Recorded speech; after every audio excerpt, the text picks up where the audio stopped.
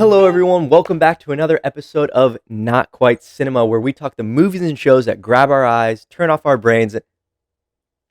Jeremy? The fuck? Jeremy! Yeah, okay, that's good. Okay, I'm just gonna wait for Jeremy to get back.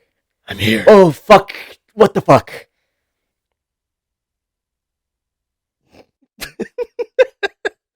Where we talk the movies and shows that grab our eyes, turn off our brains, and You want to redo it? No, just keep doing it. Just keep rolling. Okay, we are going to be talking about. I think this whole episode is just going to be the Batman. So we have this wonderful little shirt right here, and we are just going to get right into it, Jeremy. Or should I say Batman? Guys, it's Batman week. We're so excited to finally be here.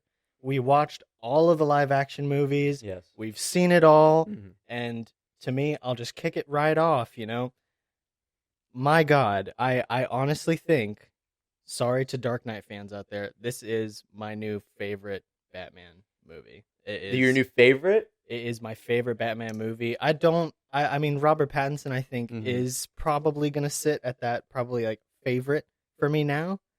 But the movie, by far, absolutely my favorite. Absolutely. Jeremy, I'm agreeing with you 100% here. This Batman, as I predicted, maybe I'll throw in a little highlight from like our first or second episode that we did. Mm-hmm. But I had said Robert Pattinson is going to be the best Batman that we see on screen. And I put him at the top of my best Batman, live action Batman. Held up? Yep, and it held up. Yeah. I was correct. In my prediction, I called it. I was smart. I was intelligent. You doubted me. So who was right? Who was wrong? I didn't doubt. I'm just saying But that it hadn't come out yet. Yeah, so it hadn't. You know. But this entire episode is just going to be the Batman review. We're going to be going over certain aspects of the movie one by one. And Jeremy, do you have the list of the things that we're going to be discussing? Shit, I actually don't have the list. 1 second. 1 second. Yeah. Do you want just keep going? Yeah, just keep rolling. Just don't stop. Okay. All right, let me pull up the Google Doc. We gotta real quick. We gotta get into the rating system though. Oh yeah. So here it is. Ben, we never talked about the rating system. What we wanted it to be. Yeah, we're gonna do it right now. Oh, we're gonna talk it live. Oh, okay. Yeah, we're just gonna do it right now. I think the rating system is fine. Oh, okay. Like what else do we need to? Well, just like the criteria. Criteria. You give the score. Like I don't know. True that. No, you're right. So here it is.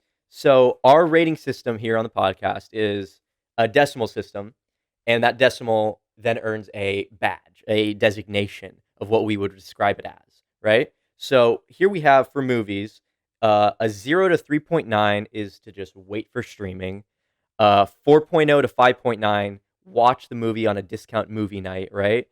6.0 to 7.9 is it's in that range of it may win something, it may not win something, but it's just in that range of just above average where it could earn some recognition. Yeah, I mean, honestly, that kind of range is, I don't want to say mediocre, but I mean, it's like a little bit. You didn't hate the movie; you enjoyed something in it. You know, yeah. It's and then we have 8.0 to 9.9 is an opening night watch. You have to see this movie opening night 100% of the time.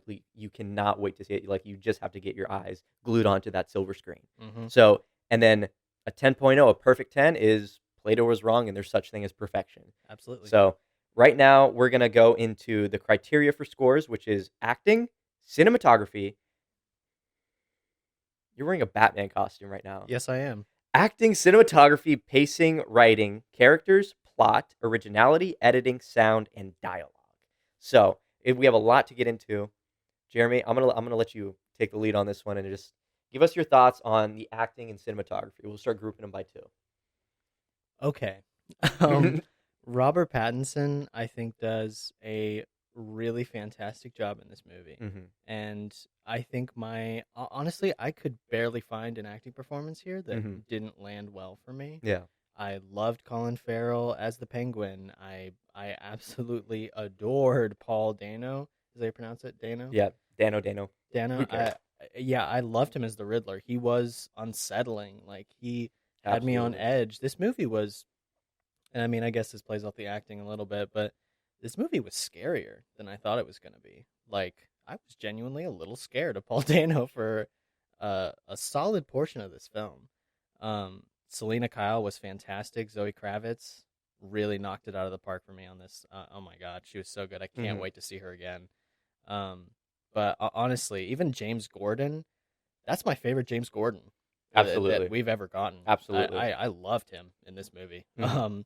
And even Alfred, like it was a way different take on a lot of these characters that I didn't think I would get too much more creatively Mhm. from, and it was refreshing to see how well acted it was.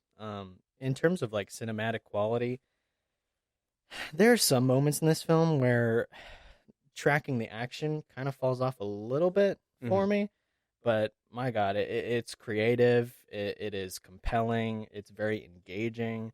I think it's so well done. Honestly, what did you think about those two categories? The acting and cinematography, I was about to say, "Oh, these stand out," but literally every single part of the movie stands out. It does. Yeah, but I don't think you could talk about acting without talking about the directing as well. Mm, Like, Matt Reeves did a phenomenal job directing these actors to fit each no one is the same in anything they do. mm-mm. Like, not even the mob bosses, not even Penguin and That's a good Falcone, point. right? It's like they could have fit a mold of, like, Gabagool, I rule the city, right? But it's like instead they both have like these like unique traits where it's like one's like an abusive person who didn't care Yeah, about their daughter, and the other one's just a proprietor, as he says in yeah. the Penguin. And then Jim Gordon, I think Jeffrey Wright probably gave the second best performance in the entire movie behind Robert Pattinson. I might. There's a That's moment when they're fair. interrogating the Penguin, and he says, "Open your eyes," and I'm like, Oh "Oh, shit. okay, okay."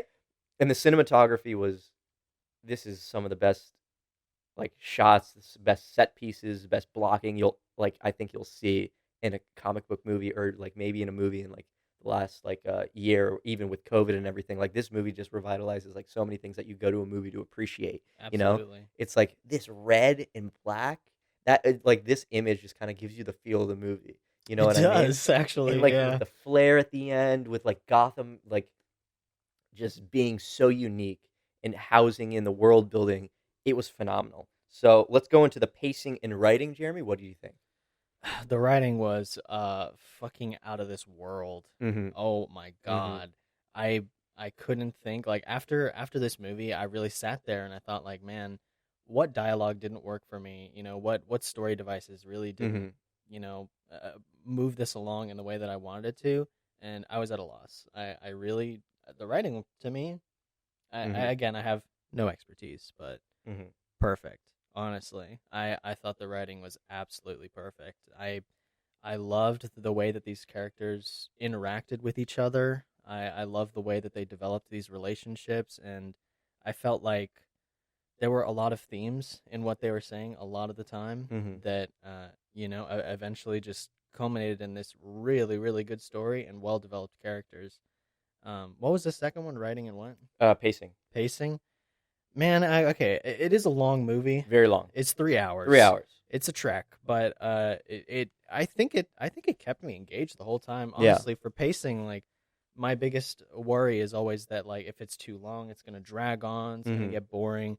I don't mind if it's long as long as it's engaging. It's keeping me interested, and by God, it did. Like, And not in like a Marvel movie. I hate to be the one who compares Marvel and DC. no, that definitely should be a part of this conversation. Yes, it's like, Marvel had their fun for, like, the last, like, 5 years of, like, having, like, really no competition in terms of, like, the superhero genre. It's over now. It's DC is playing with house money right now. Yeah. It's like I said in previous episodes, Marvel has written themselves into, like, this corner where it's like they can't make anything that isn't like, they can't have a story that isn't world dooming, end of the world, everything's gonna die unless the superhero saves the day, right? Yeah. And you miss out on like the important, like minute details. You miss out on the small details. Like, what does like this person think of it in the movie? Like, how do characters interact when it Hmm. doesn't come down to like a whole world-ending scenario? Yeah. You know? And this movie really gets it. I feel like you really get into the relationships with the people and the way it's paced in those 3 hours. It's not 3 hours of action. Do not go in It's not. expecting 3 hours worth of Batman beating the fuck out of people. There isn't enough of that though. Yeah. Right. But do not go into this movie expecting I'm going to see Batman save the world, beat up a bunch of bad guys, and get the girl in the end. Right? Yeah. It's not that kind of movie. It is not. It is a detective story that puts the focus on the characters and makes you care about what's happening. Oh yeah, instead of like Eternals. Sheesh, that's true. I definitely this whole like DC now versus Marvel debate, I think it definitely is going to take a bit of a center stage in these coming years because I don't know if anyone's noticed, but DC's ramping up here. Like they've had some really good quality stuff come out in the past like 2-3 years. So I mean, we're definitely not done here, and I think people are starting to get kind of bored of this interconnectedness, even more so like plot wise. Like I mentioned a while ago, like it's impossible to make a Marvel movie now without having to consider these 27 different properties and projects that came before, and now I've got to fit my story in amongst all of them. Like that gets frustrating at a point. And so, even if you were like, hey, I want to tell this story, like Marvel's probably thinking, okay, we can set that up in 5 movies. There's a span of 5 movies. And you're like, oh my God. Right? It's like you have to write 5 movies to make one, you know? And it's insane. Like a lot of these Marvel movies, while, they're not terrible, like Shang-Chi wasn't like horrible, but it's just... I thought Shang-Chi was pretty great. It to me, it was like the end, the third act just kind of ruined it, but still, it was... Well, I mean, we've talked about before. But it's third act just issues. When you see like what DC is able to do, like they don't need to make the stakes so incredibly terribly high. Even though the stakes are high, but it's like that doesn't have to be the driving factor within like the course of a movie. And like when you talk about pacing in this film, the pacing is perfect, even though it does feel a little like it slows down like really really hard at some points. But you can appreciate that. But you can appreciate, you're like, I'm not wasting my time when it slows down. Absolutely. I'm appreciating what's happening on the screen. Yeah. And when it comes to the writing, it was writing and pacing, right? Yeah, writing and pacing. Writing's fantastic. I mean, I haven't even like read the script or anything. Like I haven't read the screenplay, but the writing just had to be phenomenal. Like even Bruce Wayne's narration at the beginning, like October 31st.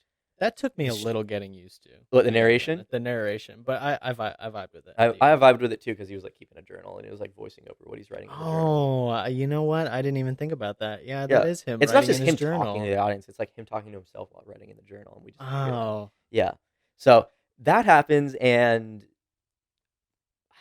I don't know. It's just the pacing, like the acting, cinematography, pacing, and writing. They're all minimum 9s for me up until like our point in the conversation, Jeremy. Like, that's fact. How do you feel? Man, oh shit! Oh, to have to like assign it to a score. So like I do my own like little score at home that's different from ours. So I mean, doing it now, it might end up different. I gave this a 99 or 9.9 when I did it at home. So we'll see. But it's probably gonna change because I mean, our acting, I'll probably give it like a 9.5. Like our pacing, I'll probably give it a 10. Our writing, I'll probably give it a 10. Yeah. Like, and our cinematography, I give it a 9.5. But I mean, a pretty even split there. Like it honestly, this movie was so phenomenal. Hard. It's so hard for me to sit down and be like, yeah, man, this didn't work for me. Like this wasn't quality. It's so hard to call something in this movie not quality. Exactly, it really is. So let's move on to the characters and plot of the film. Holy shit, these characters, man. Fuck me. Okay, so first thing I gotta say that I really appreciated about the characters in this movie, they didn't toss the villains. No. They kept literally all of them. Exactly. I mean, Falcone's dead, but you know, who cares? Yeah, I mean, crime bosses will always be replaced, and they'll always have, and that led for the rise of Penguin. But yeah, man, I really appreciated that, with Marvel, and again, I'm not sorry, but I mean, they treat their villains as one and done. Yeah, like that's always how they treat them. Thanos and I guess Loki, you can make an argument for, are the only ones that have spanned multiple movies. So I mean, I need more on the villain front. It might be. I might be forgetting somebody, but honestly, Thanos. No, bro, I think you're right. I honestly like that. Winter Soldier. I mean, but is he a villain anymore? I don't think so. Like, even his second appearance in Civil War, like, you can't really tell me that he's a villain there. He's kind of anti-hero at that point. You're quite literally right. They don't do it. So I don't think anyone's had, like, 2 appearances besides Thanos and Loki. Exactly, and that's what I'm saying. Like, fact check us if we're wrong, but right now, in this moment, I think you are completely correct, and they disrespect their villains so hard. They do, and it annoys me because I'm like, and all I have to do is I just recently rewatched Age of Ultron, that Avengers movie. At the end of it, I'm pissed off because I'm like, Ultron Ultron is is like such a big comic character, comic villain yeah, for the Avengers, and they tossed him in one movie. yeah, So I really appreciated Matt Reeves keeping these villains, hmm developing them, yeah, getting me interested in their motivation, hmm get me interested in their choices. Like I loved those villain characters so much in hmm this movie. Like I said before, Selena Kyle, can't wait to see her yeah. again. What I about really, plot? What do you feel about the plot? The story man. that they gave you. Oh shit. Oh man, this is so hard to talk about because it's just overwhelmingly good. hmm Like the plot, I honestly had a hard time disliking any portion of it. It moved from event to event. It connected everything well. Like everything was lasting about as long as I expected to. None of the scenes really dragged on for me. And as far as like these characters in the plot, I loved how they were developed together, how like interconnected and like involved they were hmm with the story progression. Like I absolutely adored this plot. Like I enjoyed exactly how much we got hmm out of Robert Pattinson, exactly how much we got out of every character. I didn't feel shortchanged, No. which was huge for me. Like I really didn't feel shortchanged by any character or any plot point really. Like I wasn't really missing anything. I think both of these categories are tens for me, honestly. Wow. All right, the characters, like Jeremy. I don't know how big a Batman fan you are, but when it comes to these characters and growing up and knowing his rogues gallery, right? Yeah. Riddler has always been my favorite. Really? Riddler has always been my favorite I did villain. not know that. I think it might have something to do with Jim Carrey, and I was a big Jim Carrey fan as a kid, and like he played Riddler or whatever, right? Oh, But tell me you Riddler has loved the always Jim been my favorite. Like Carrey. whenever I would read the comics, I'm like, I love his puzzles, right? I, I love I'm his like, I love the puzzles. fact that he does riddles, right? But Riddler has always been my favorite, and I've been waiting just for like someone to give him the attention he deserves Hmm. as a character, right? Because in the Batman Arkham games, you know, in that type of media, it's like, oh, he's a side mission, right? He is. Even he's a tedious side mission, and then in like the Batman movies, like we don't really get a lot of like anything, even like animated movies, you know, Not really anything. He's like always an afterthought. he's always like kind of like this side character who's like, even though his intelligence kind of like matches that of Batman's, right? It's just his physicality just never matched the type of thing that audiences wanted, you know? Yeah. But this movie did not give a fuck about physicality when it came to Riddler. Riddler was the star of the show. He was my favorite character, and Paul Really? Dano. What? Well, maybe Robert Pattinson was my favorite. What do I? But I was like, he damn, is wait a my minute. favorite Batman villain. Oh, Like certainly. Yeah. I like think so. I mean Heath Ledger's super good, but that's 2008. I don't know like where we're at in a point Hey, in listen, time, Ben. Don't but feel controversial here. I mean, I if like that's what you this feel, that's what movie you feel, more. man. I like this movie more. I do too. I like this I movie do more. too. This is better than The Dark Knight for me. It's better than Dark Knight Rises, and it's better than Batman Begins. It's way better than Dark Knight It's way Rises. better. Yeah. And the characters and the directing. I mean, it's like you can't like all of these things are so good they interconnect.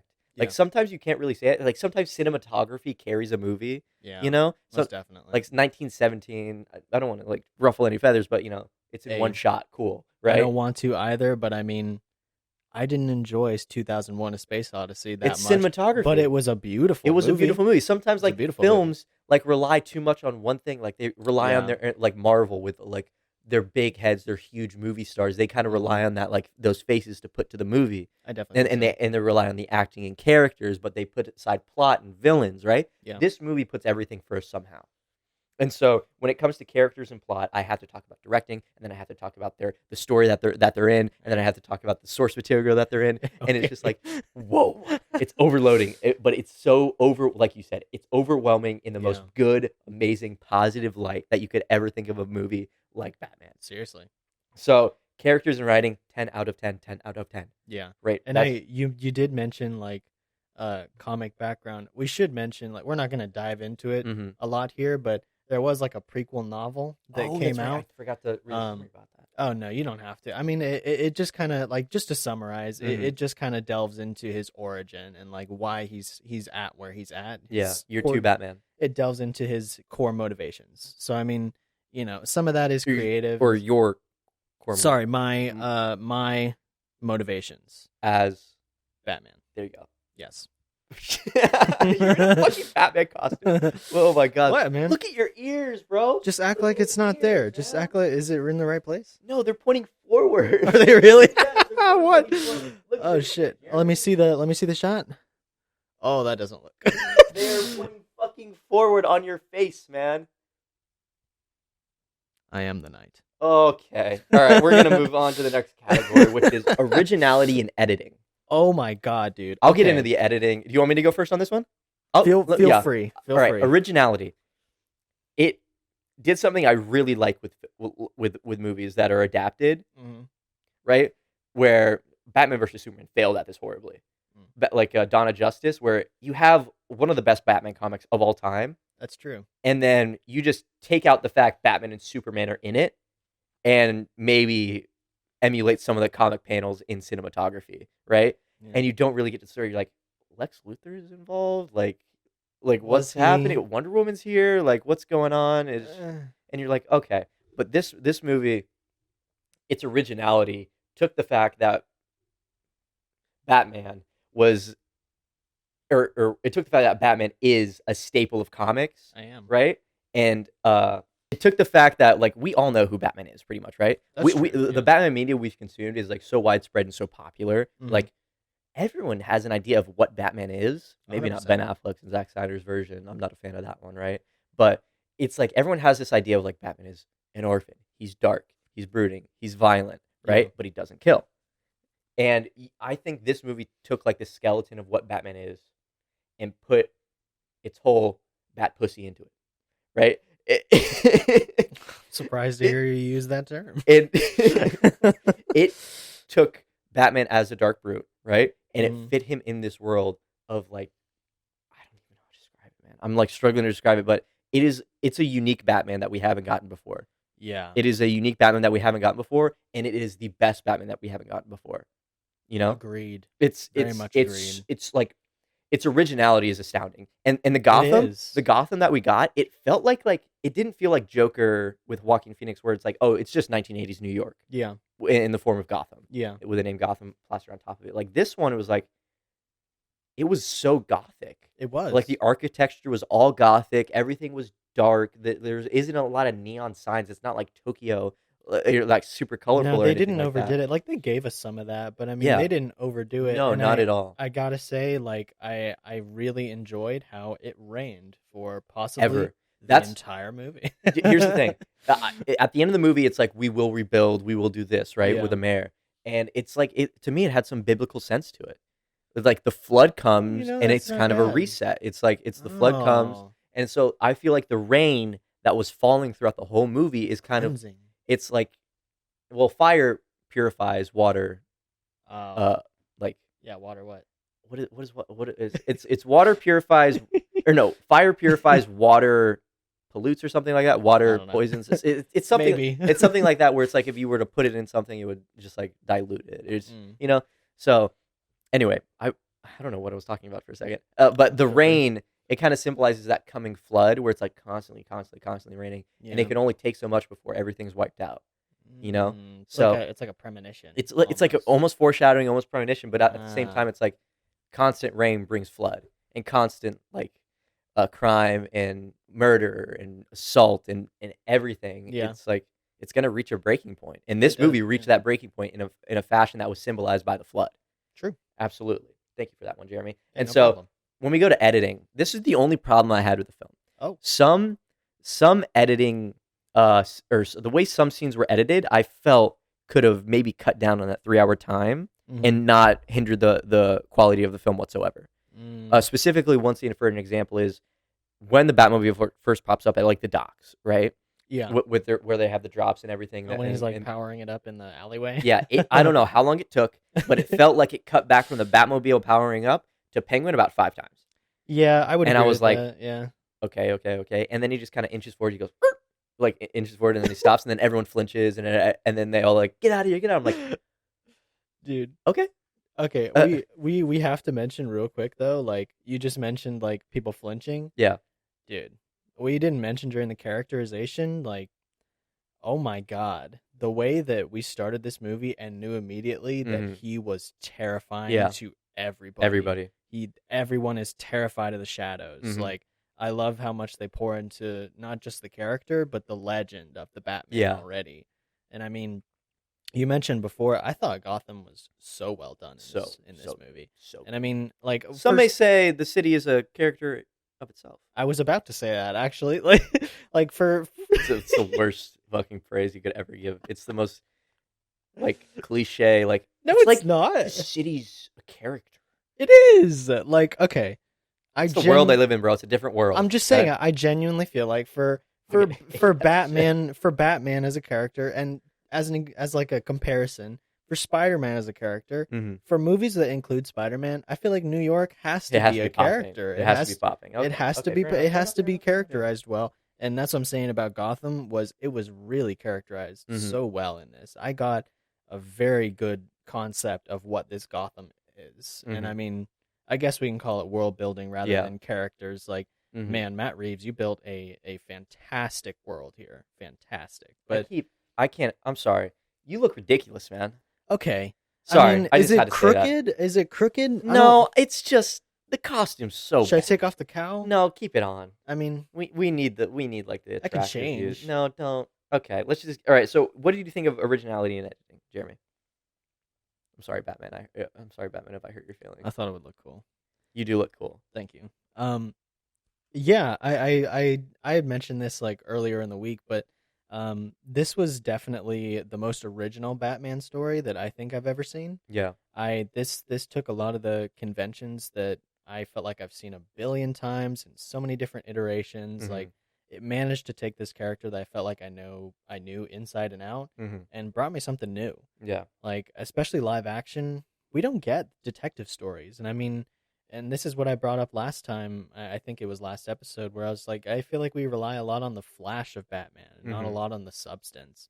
So, I mean, that was the part for me that really shone through in this movie, was we faced the, like, minute to minute, what is Batman being like? Like, what is the detective story really like? Like, I love the moments, like, my favorite scene in this movie may be when the first guy got murdered, and he was just walking around the apartment, like, observing and noticing different things. I'm like, I loved that little character study, and he didn't say a single word. No, he didn't say anything that was like significant. He was like, yeah, I'm watching TV.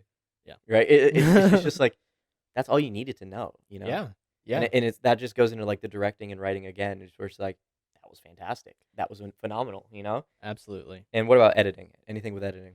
Not a lot of notes for me on editing. I mean, it's not something that, like, I mean, you're more experienced with video editing, so I think you notice that a lot more than I do while you're watching something. But yeah, for me, I mean, looking back, there wasn't a lot that I didn't like about how this film was edited. I love how shots kind of meshed into each other, how we cut from thing to thing. You know, I really enjoyed all of the cinematic elements of this movie. So it's hard for me to say. The editing for me is maybe just 9. It maybe loses a point just for some of that. It felt like it lagged on a little too long. Maybe they could have cut 2 or 3 shots out, but still, the editing was phenomenal. The way like some scenes bled into like the other, like specifically when he blows up from in the church, right, and then like he wakes up in the police station, like that was really, really good. It was so good. So, what about you? What do you give originality in editing? Originality, I'm giving a 10. I honestly like, 10 for me as well. This is an expectations game thing where I went in thinking like, there's nothing more they can do with this character that's really going to step out of the box for me, and they did it. Yeah. But yeah, no, originality for me, 10 out of 10. 10 out of 10. 10 out of 10. I guess I'll trust your opinion. I'll trust your opinion that, you know, the editing is pretty top tier, so I'll give that a 9.5 if there's just minor issues. All right, we're going to go into the sound and dialogue, and then this is going to be like our last few points, and then we're going to like give our final thoughts. Those are our last 2. And then we have closing thoughts and arguments, anything that we want to say, maybe even a theory. So yeah, I'll take sound.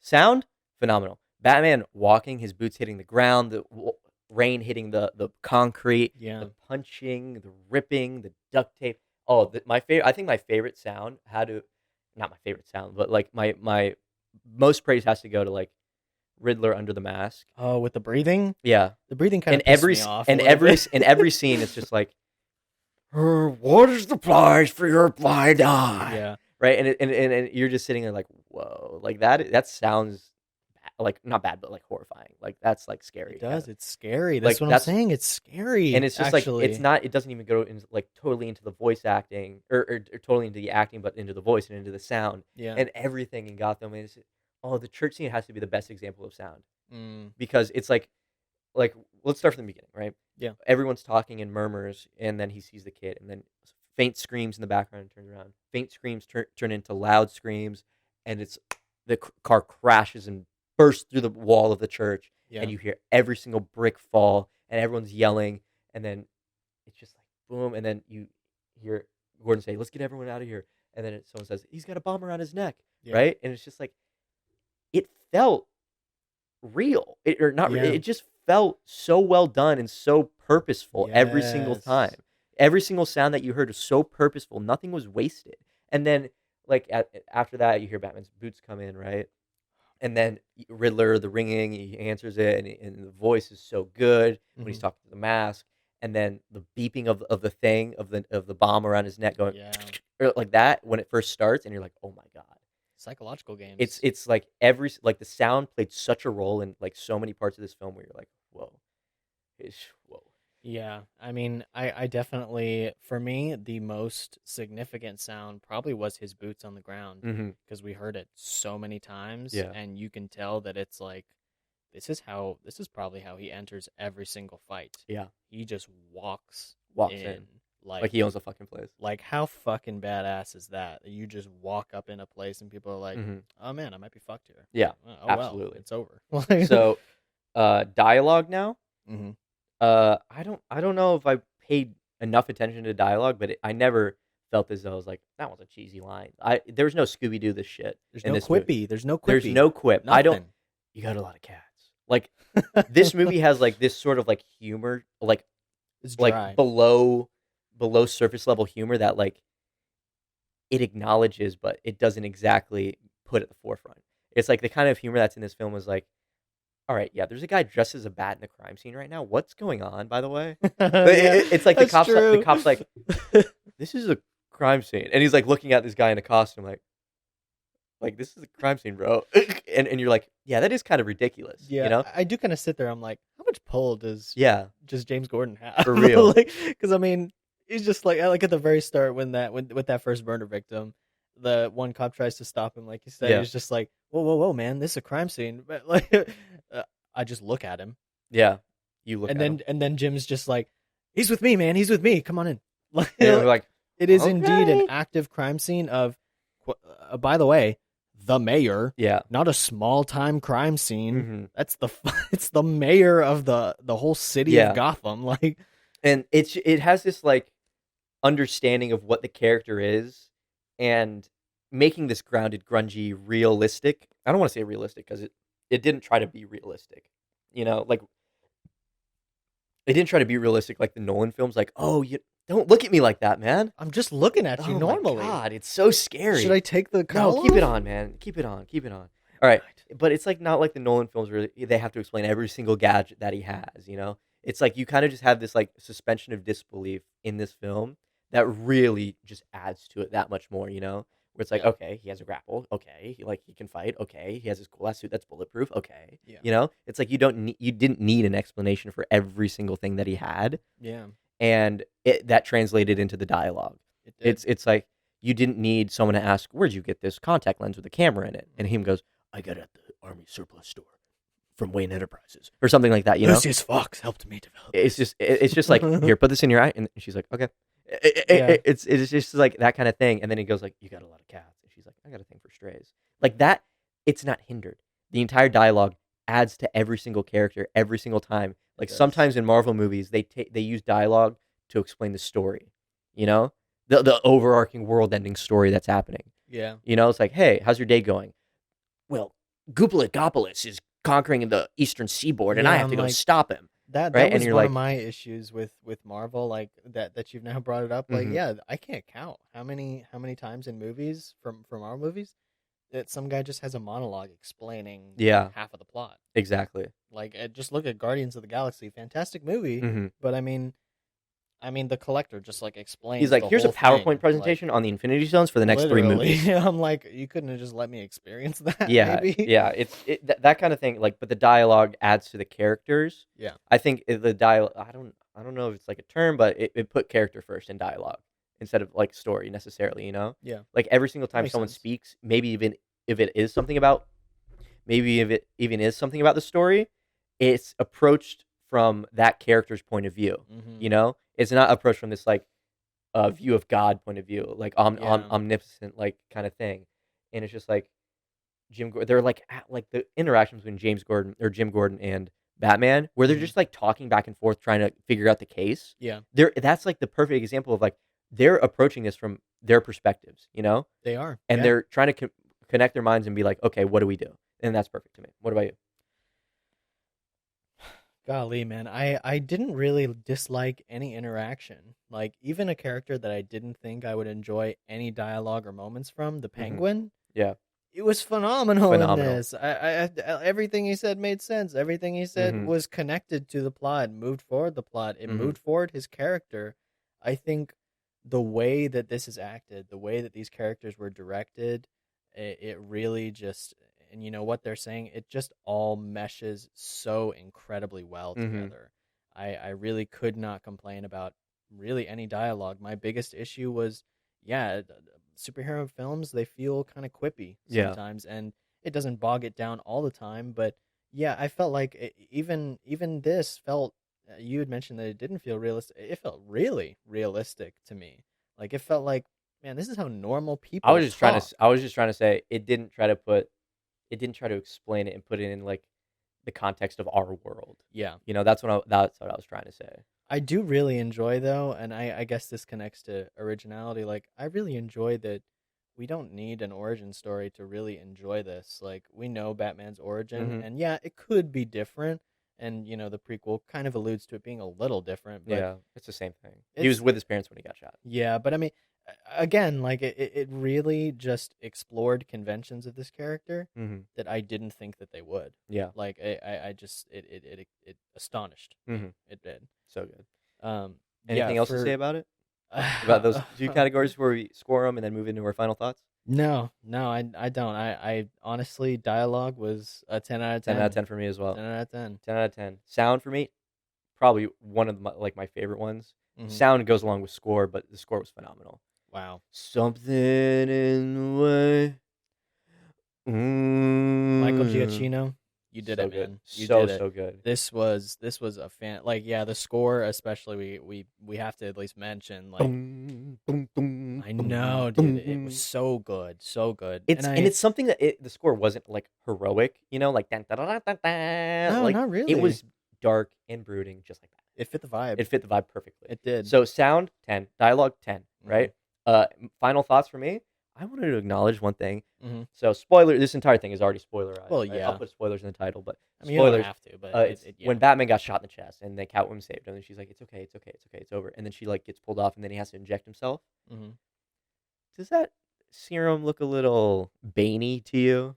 You think it's Venom? I think it's Venom. That's a possibility. I think it's like maybe it's something with Wayne Enterprises or something, but I think like that was meant to be like inside of this Batman universe, like the Venom that Maybe. that he uses, and he injected himself with like a micro dose that he was able to just for emergencies only just go and It's just really quite possible. yeah. I did It's not think about you what didn't it think about was. that? I mean, I didn't really invest myself in what it was. That was Yeah, the issue. But I mean, on it, like it gave me Logan vibes when he Logan. like Oh yeah, with like injects himself and he goes mad. Like, yeah, absolutely. so I mean, honestly, I kind of felt like, man, maybe it's just like a medicine or something. It hadn't crossed my mind. Like, yeah, that could be Venom, like a baby It's dose. like I totally think when I first saw, I'm like that's got to be like some sort of Easter egg, Mm. right? Because when you look at it, it's green and it powers him up to a point where he was either like incapacitated and it fully and then Yeah, he literally. just beat the shit out of the guy, right? Yeah. And it's so good. That was my thing. And Joker obviously in the other cell.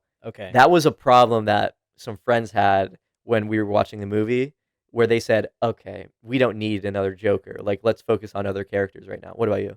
I had an issue. Really? I Okay. did. Okay. Okay. So I had heard that Barry Keoghan was going to be in this movie. Yeah. And it was rumored that he would play. I think the two characters people really suspected was like a Nightwing Yeah, or a Joker. Mm-hmm. And I kind of felt like it was going to be a Joker, and obviously we got a Joker. I don't entirely love the way he was teased Mm-hmm. here. Like, I'm not of the mind, like, man, I don't need another Joker. Like, I'm always willing to see another adaptation, Mm-hmm. but I just, it just, Let's just throw another Joker in there, right? yeah, That's what they're probably thinking. Like, throw another. I'm having a little trouble understanding if that was Warner Brothers or Matt Reeves. You know? yeah. That, I mean, we'll find out later. Yeah. But I mean, yeah, I don't love the way he was teased. Yeah. That was absolutely. That was my only thing. I would have preferred something maybe a little more subtle. I didn't need him like laughing and bonding with Paul Dano. Although Paul Dano, again, it's so hard to not call every scene he's in phenomenal. Yeah, it's very, very. How do you pronounce his last name? Kogan. Barry Kogan. Barry Kogan.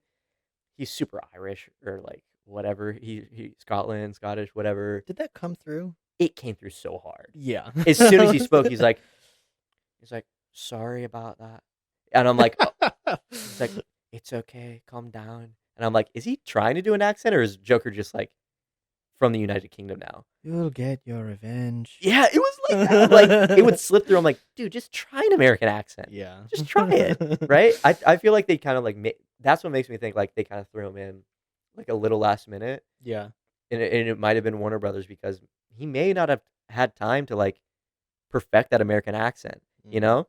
Yeah. So I also might just be a character choice. I'm also kind of struggling to see him as Joker is the thing. That's fair. It's like he feels like super young, and like what I've seen him in before, it's hard to imagine him with like the makeup on and the laugh. It's not my favorite Joker laugh either, you know? And it's just like, okay, yeah, all right, we're going to get another Joker. You can have Batman without Joker, you know? Yeah. It's like you can't have Superman without Lex Luthor. Like it's that kind of vibe. It's like the number one villain that Batman ever faces ever. Yeah. So it's like I understand they put him in. Yeah. It's like I understand like they put him in. They did their thing. Like okay, you're gonna do it. Yeah. I just hope if they are to make like a trilogy or make this like a bigger thing, that they don't throw him in right away in the next movie. Yeah. You know, I hope they try to save him, build up that rogues gallery, maybe even like a Sinister Six 5 or something. I don't know, but sure. Still. It's just like I want to give us some time to focus on new characters, give us a chance to like get to know other Batman villains that we really haven't had a chance, like we did with Riddler in this movie, where it's like we really didn't get to see a good version of that either. We've had plenty of good Jokers, right? It's like it's the best villain like Mark Hamill, Joaquin Phoenix, Heath Ledger, and Jack Nicholson. Like I feel like that's the character that's just been consistently good throughout all of that. That is a consistently good character. Yeah. I didn't think about that until this moment. And it's just like, okay, we get it. It's like Barry Keoghan, you're probably going to be great, but let's give some time to the other characters. Let's like see a Mad Hatter. Let's see another version of Scarecrow maybe. Yeah. Let's see another Bane, or let's see like a good Poison Ivy or Mr. Freeze. Let me see a good Mr. Freeze, man. It's all I need. A good like even a Deathstroke, Batman versus Deathstroke. Oh my god, a Deathstroke would you fight Deathstroke? So good. Would you beat the fuck out of Deathstroke? I have. Okay. Cool. So, but yeah, I think that's gonna close my final thoughts of it. Like just hoping that we get some more diversification in the rogues gallery instead of sticking to the same villains over and over again. So what about you? Any closing thoughts? As hard as it is to say, I would be okay if Matt Reeves didn't make another one. True. I'd be fine if he just left this where it is. But yeah, obviously I hope for more in the future. Mm-hmm. I want to see rogues gallery kind of just expanded as much as we can. Yeah. Obviously I don't want, I think a lot of, and I think third movies in trilogies have this issue a lot, where we try and overload it. Yeah. Let's not try and do that. I don't think you're going to do that, Matt Reeves, but I'm just saying let's not bother. Like, yeah, I want to see all these different characters, but let's take time on them. Like I really like the aspect that we're so involved in every character, not just our main ones. Absolutely. Like I really enjoyed the character work in this movie, and honestly, that's probably what propelled it so far for me. The action sequences were really good. I wasn't missing any kind of like logical gaps in the action. No. I wasn't missing any kind of big flash. Like I still got a lot of that, and I think more than anything, the only thing that I can really mention as a semi-complaint for the characters is I never felt like we really got a Bruce Wayne character. Yeah. Like he's supposed to be reclusive, but still. Yeah, but I that's the thing is like I know that one of the things about Batman is, at his core, the character is more like, the guy is more Batman than he is Yeah. Bruce Wayne, and they That's played into that. that's where Chris Nolan. I talked about this earlier with a friend, and I'm like, I feel like I never got to really see like Christian Bale as Bruce Wayne. Yeah, More so, it's like like when he donned the cowl of Batman, it kind of like took over the movie and put Bruce Wayne as a second thought. But like in the comics, it's like Bruce Wayne uses his influence as Batman to like get some things, you know. yeah, And it's just like I would really want to see that because it kind of failed, and like with Kilmer and Clooney, it did. where it's like, oh, we showed too much Bruce Wayne. Like, let's try to lay off. It's like they can't really balance it. But I think if we get to a point where maybe Bruce Wayne starts like becoming more essential to the character of Batman, I would love to see that. Yeah, but I mean, even that, like, it's hard to even say that it doesn't mesh well with the story, because it does. Mm-hmm. Throughout the whole movie, we see him as this exhaustive, Mm-hmm. trying to get the grime off the streets, like Mm-hmm. always on the job, ignoring everything about being Bruce Wayne, which is something similar we Yeah. see out of Christian Bale in the Dark Knight trilogy. But yeah, I mean, this was like, final thought, this was phenomenal, guys. This is absolutely my favorite Batman movie Mm-hmm. now. It slammed its way on the top of my list, Absolutely. and Robert Pattinson definitely slammed his way on the top of my list as well. Yeah. But yeah, I think we're I'm going so into scores excited right now. Scores. Go ahead. I'm giving this a 9.5 out of 10. I am saying it is an opening night watch. 100%. I'm also saying an opening night watch. I won't call it perfect, because it's not. It's It very has hard some to see a minor perfect flaws. movie. But Yeah. honestly, my score probably doesn't change from when I did it at home. Like, it was a 9.9 at home. 9.9? I'm calling it a 9.8. 9.8. Okay. There are a little more issues with it than I really remember, and Mhm. I probably have to watch it again But to. those issues are like so tiny. They are. They really. I have very little to complain Yeah. about the experience of watching this movie. Absolutely. It was fantastic. So there's our scores. There's our review. That's going to do it for this episode, Jeremy. Follow us man. on socials at Not Quite Cinema, Twitter, Instagram, YouTube. We upload every Sunday at 12 o'clock. Leave us a review, and maybe Jeremy will dress up as something else next week. What do you mean? Look at me. Dress up? Look at me. What are you How do you talking feel right dress now? up? I feel great. Okay. Well, that's going to do it for this episode, Jeremy. Let's say bye to him. See you, everyone. Have a good week, guys. We'll see you in the next one.